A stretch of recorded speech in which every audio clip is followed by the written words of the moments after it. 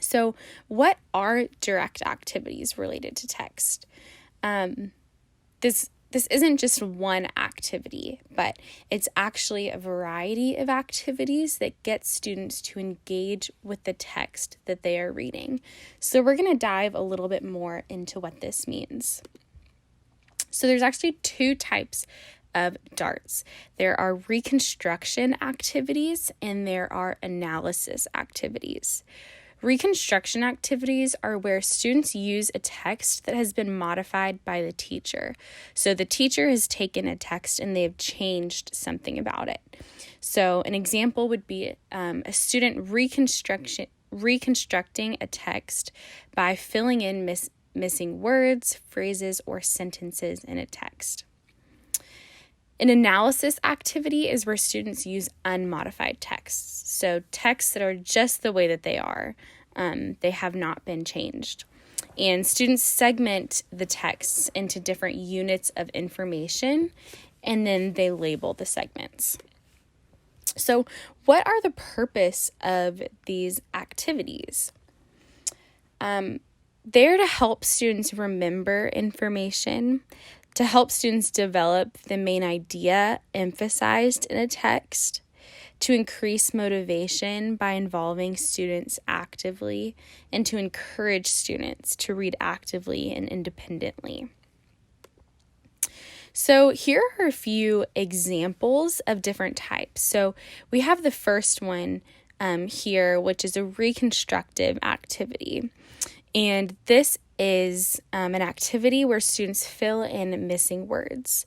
So the students would read this sentence and they would have to think critically and really use active reading to figure out what words would go in the blank space. So my favorite blank of the year is October, because the blank are falling from the trees.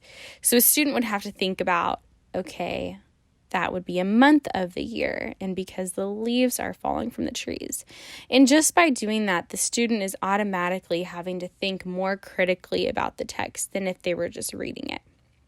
Another example is segmenting, and this is an analysis activity. So this is where the students are using a text that has not been touched by the teacher.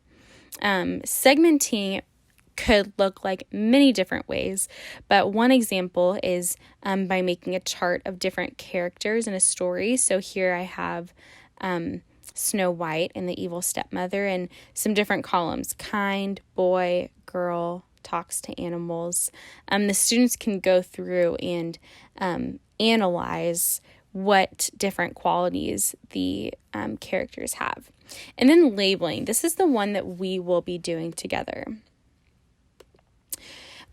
So this activity that I'm going to be demonstrating is labeling through creating subheadings.